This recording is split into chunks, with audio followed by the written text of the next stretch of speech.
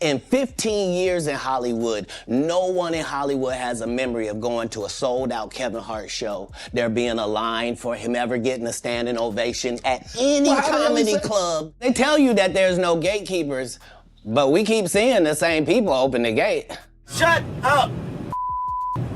You're gonna lose. I guarantee you that. Boss, do you think you're rich? I'm not rich. Everyone's familiar with Kevin Hart, the guy who always has us rolling with laughter. But here's the lowdown. There's also this cocky side to him that flies under the radar for most folks. Do you think you're wealthy? Everything stopped today. You can live ever? Nigga, I work every day. I said if everything stopped, stop! In his own eyes, Kevin Hart sees his success as a result of pure and honest hard work, and therefore feels the need to be boastful and proud of his achievements. However, Katt Williams has a different view of Hart's success. On the Club Shay Shay podcast, Katt straight up called Kevin an industry plant. He pointed out how quickly Kevin rose to fame, scoring a sitcom and starring in Soul Plane, all within his first year in LA. According to Katt, this raises eyebrows and makes Kevin's early history seem a bit like a mystery. He already had his deals when he got here. Have we heard of a comedian that came to LA and in his first year in LA, he had his own sitcom on network television and had his own movie called Soul Plane that he was leading? No, we've never heard of that before that person or since that person, he continued saying. What do you think a plant is? Maybe people don't understand the definition of these words. Have we heard of a comedian that came to LA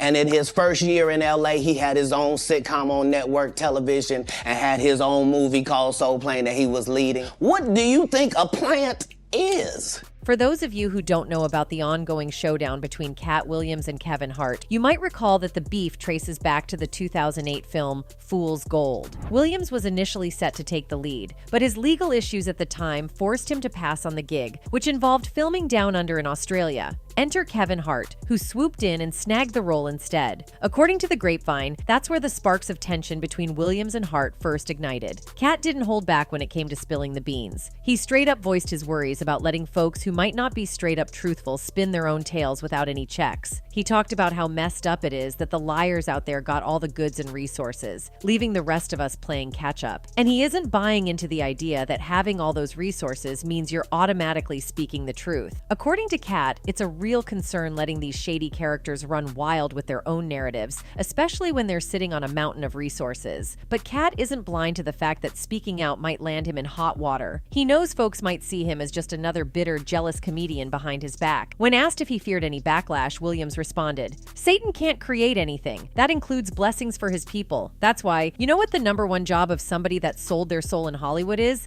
to act like it didn't happen." The whole Kevin Hart is an industry plant theory goes back to a Hollywood rumor that's been circulating for quite a while. There's this talk that entertainers are kind of blackmailed into wearing a dress on screen, almost like a rite of passage before they can level up in the fame game. And it's not just Katt Williams who's been talking about this, even Dave Chappelle has touched on it. In 2006, during an appearance on Oprah, Dave spilled the tea about why he turned down a whopping $50 million deal from Comedy Central. He wasn't in it just for the money because, as he explained, big bucks often come with some serious strings attached. Dave, being in the showbiz game since he was 14, had seen and heard stories about what happens behind the scenes. He pointed out examples like Mariah Carey landing a $100 million deal only to end up mysteriously labeled as crazy a few months later, or Martin Lawrence making it big and then suddenly waving a gun on the streets, screaming about someone trying to K him. It's those stories that had Dave cautious. When Oprah grilled him about these tales, Dave spilled the beans. He'd seen this scenario play out before, always when someone's career was teetering on the edge of a breakthrough.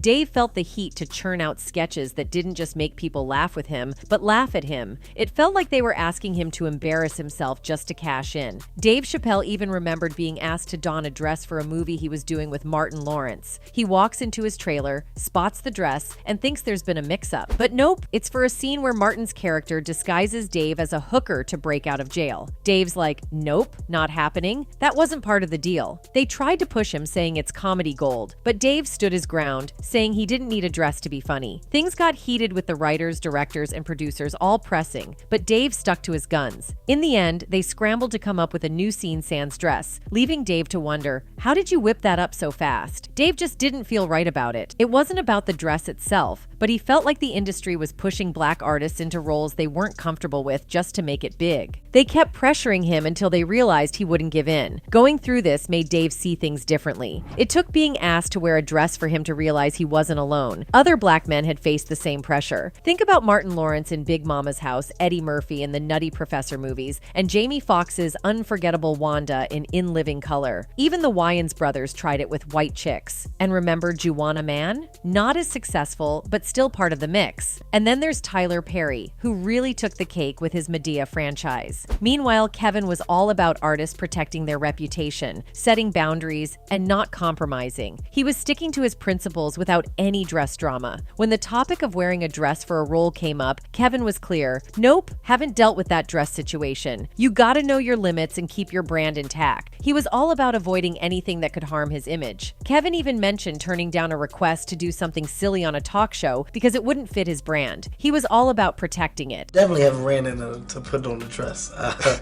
mean, you know, you have to have boundaries. You have to have limits that you refuse to cross. But here's where it gets interesting. Just a year later, boom, Kevin's on an SNL skit rocking a dress. His 9-year-old Oscar nominee, Kevin Wallace. Fans were not having it. Accusations of selling out and being fake started flying around. But here's where it gets tricky. Kevin, in defense mode, starts saying nobody forced Martin Lawrence into Big Mama's House, or Tyler Perry into Medea, or Jamie Foxx into Wanda's dress. It was a choice, according to Kevin. I was actually one of those comedians that said, no, I wouldn't wear a dress. There's no way I would wear a dress. And then when proposed with the opportunity of what I felt was funny, I said, oh, that's funny, I'm gonna do it. It's all about choice. You know, nobody makes you do anything. Right. Nobody says this is what you got to do. This is the only way that you're gonna do it. He's hitting us with the "it's all about choice" narrative. But then there's this counter-argument floating around. People are saying it's not just a matter of choice. Kevin himself wasn't okay with the idea before the money talks began. When the cash starts rolling in, suddenly integrity takes a back seat. It's like money becomes this magical thing that makes people do stuff they swore they'd never do. And truth be told, when that paycheck comes into the picture, folks tend to reveal their true colors. Remember when Steve Harvey dropped that bomb about integrity? He straight up said, "Give me $10 million and I'll embarrass myself all the way to the bank." He was willing to throw his integrity out the window for a hefty paycheck. It's a harsh reality, but hey, he put it out there.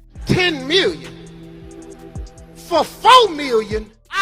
Black people will be so embarrassed by my performance. You'll be sitting up there just going, look at this big lip son of a...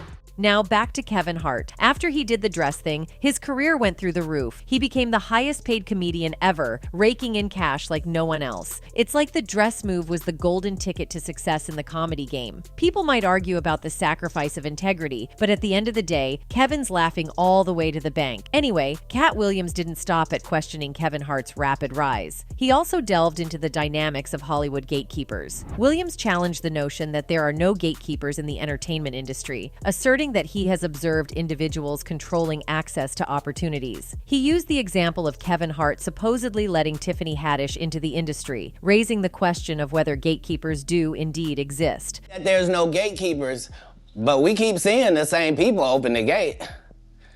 Didn't Kevin open the gate and let Tiffany in? Ain't he now opening it up for...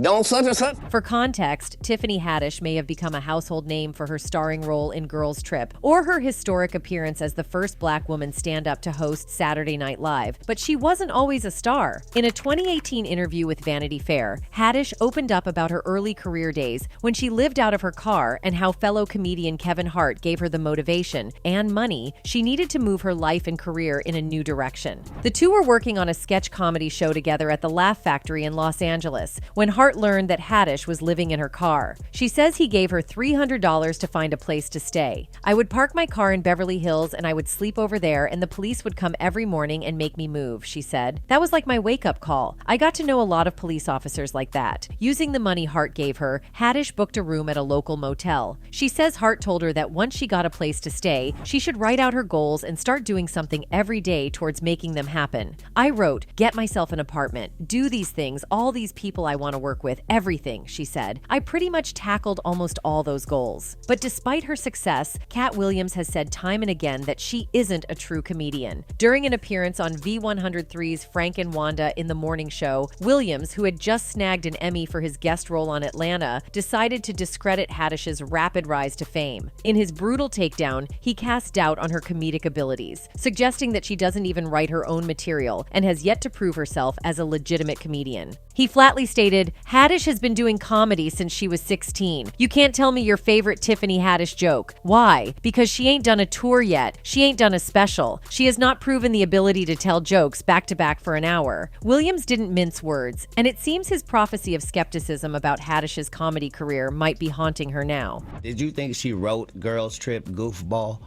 Right. Or do you think that was already a script and they handed it? They all ready to down Monique and up somebody who has showed them Girls Trip. Did you think she wrote Girls Trip Goofball? Or do you think that was already a script and they handed it to her? It's up to you whatever you want to believe. The suggestion that Haddish might not be the creative genius behind her own success sent shockwaves through the studio. Host Wanda Smith, apparently keen to defend Haddish, suggested that the reason people liked her was because she was real. Williams, never one to back down from a debate, threw a rhetorical jab, asking when real became marketable in the industry. To top it off, he dropped a bombshell by alleging that Haddish's popularity was due to her willingness to sleep with a white man, alluding to her not-so-secret infatuation with Brad Pitt. As the controversy raged on, Williams praised a host of other black female comedians, such as Luanell, Melanie Camarco, and Miss Laura, who he believed had been unjustly overlooked. He highlighted the double standards that seem to persist in the industry, where a black woman's looks are held against her. In his words, "What you look like is not supposed to be held against you," and he emphasized the industry's penchant for sidelining talent in favor of those who fit a certain mold. And that might be what Kevin Hart did with Tiffany Haddish. In fact, after Katt's comment, Hart went with Haddish to the Breakfast Club to warn the comedian of bad-mouthing his star. Hart said Williams is mad because he squandered his Hollywood capital on drugs and unprofessionalism, and shouldn't disparage an up-and-comer. You had the shot. You were set up to be the star. You didn't show up to work. You effed off promo shoots. You effed off promo trips. You became a risk to the studios, which is why the studio stopped effing with you, Hart said. The comedian acknowledged Williams' talent, but said he doesn't like that. Williams disparaged Haddish, lied about her personal life, and inflates how much money he makes from touring. "I have time to not be humble today. I have time to fact-check everything he said," Hart said, because the world of Katt Williams is a fictional world. Anyway, speaking of Monique, she has been dropping bombs about how Kevin supposedly ditched her when she was going through some real rough times, facing the heat from big names like Oprah Winfrey and Tyler Perry. And if that isn't enough to raise your eyebrows, there's talk that Kevin's been cozying up to both Tyler Perry and Oprah Winfrey to climb the Hollywood ladder. Back in 2021, there was this memorable episode on Kevin Hart's Comedy Goldmines podcast where he had the legendary Monique as his guest. They delved deep into Monique's life, her rise in the comedy scene, and where she stands today in her career. Now, if you're not familiar with it, Monique has had some long-standing issues with Oprah Winfrey and Tyler Perry, and trust me, we'll get into that later, so hang tight. During their conversation, Monique opened up about the struggles her family faced, describing it as being up against the wall. It was then that Kevin Hart, being the stand-up guy he is, stepped in to offer his support. He expressed to Monique that she's like family to him, a mother, an aunt, a sister rolled into one. And Hart didn't just stop at comforting words, he took action. Now, Hart admitted he didn't really know Oprah Winfrey personally, but he promised Monique that he'd reach out to Tyler Perry. And he did just that. After a heartfelt conversation with Perry, Hart came back to Monique with some promising news. Perry was ready to bury the hatchet and move past the drama. Hart, being the voice of reason, urged Monique to do the same. He told her, "Let's leave all that negativity in the rearview mirror, Mo. We've got bigger things to accomplish together." But Hart's generosity didn't stop there. In a conversation with Shannon Sharp, Monique revealed that Hart not only offered emotional support, but also extended a professional hand. He proposed to partner with her and even offered to executive produce any project she wanted to bring to life. Monique recounted Hart's words, saying, "Mo, I talked to Tyler. He said he didn't want to revisit it, but I'll tell you what. Let's move past that, Mo. Let's just do great things together. Don't even worry about it. Whatever you want to do, I will partner with you. I'll executive produce with you. You just let me know." I want you to hear me, Kevin Hart.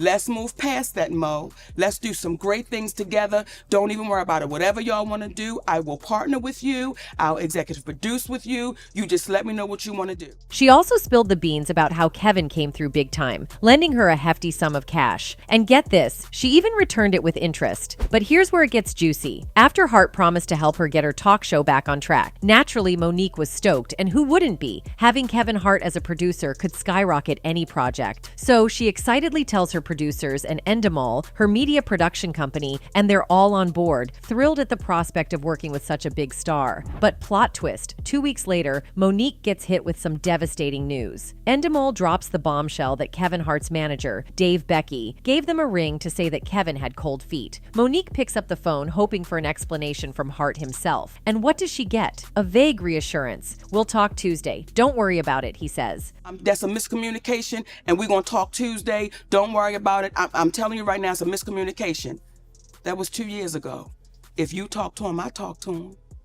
I've never talked back to Kevin Hart again. Fast forward 2 years and crickets. Monique hasn't heard a peep from Kevin since. But hold up, here come the armchair detectives. Some fans are crying foul, suggesting that maybe Kevin never intended to help Monique in the first place. And then there's the wild rumor mill spinning tales about Kevin selling his soul to the likes of Oprah and Tyler Perry. Supposedly, if he had lifted a finger to help Monique revive her career, it would have put his own career in jeopardy. Now let's circle back to her previous beef with Oprah Winfrey and Tyler Perry. This drama started way back in 2009 when Monique starred in Precious, a movie produced by Oprah and Tyler Perry and directed by Lee Daniels. The real beef kicked off when Oprah and Tyler decided Monique should hit the press circuit for the film without any paycheck. Monique wasn't having it and straight up said, "Nah, not in my contract." According to Monique, she only got a measly $50K for the whole movie, which was barely enough. Now they wanted her to jet around the world promoting the film for free? Not on Monique's watch. But Oprah and Tyler didn't take her refusal well at all. Instead, they started trashing her reputation in the industry, spinning a narrative about her being difficult to work with. Monique spilled the tea, saying Tyler Perry told her, "You may want to consider promoting this film, because if you get nominated for an Oscar, your next film is $3 to $5 million.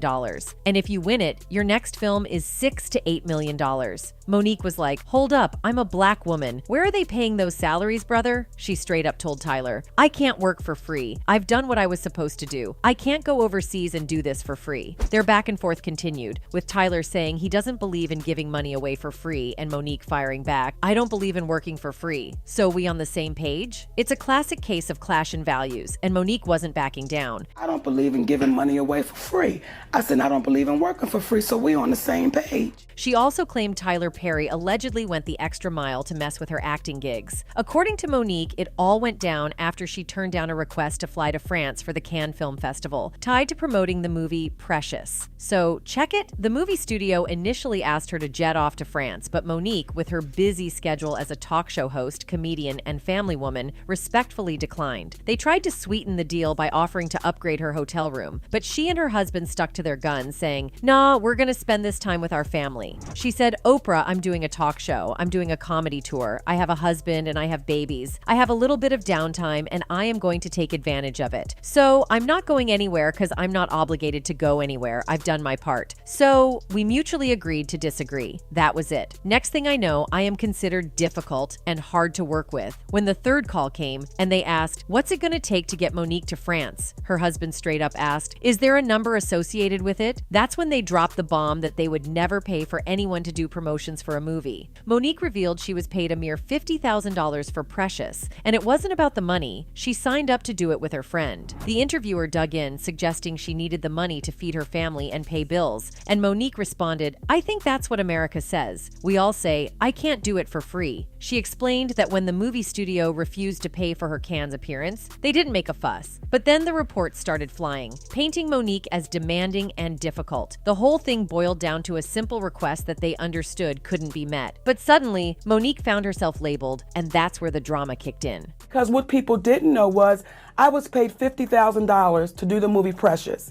And it really wasn't about the money, and I'm not complaining because I signed up to do it with my friend.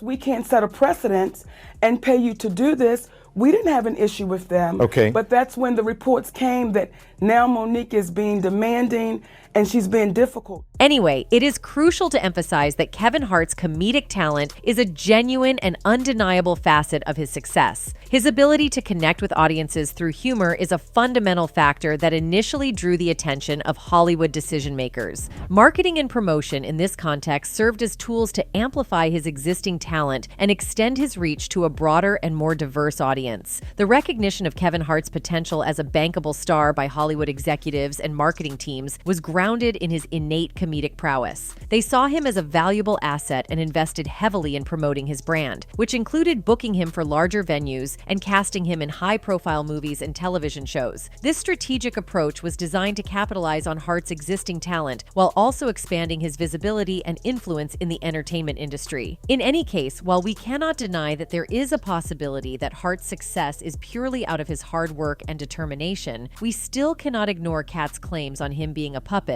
since it is kinda strange that Kevin rose to stardom after accepting the industry demands. Anyway, that's it for this video, folks. Bye.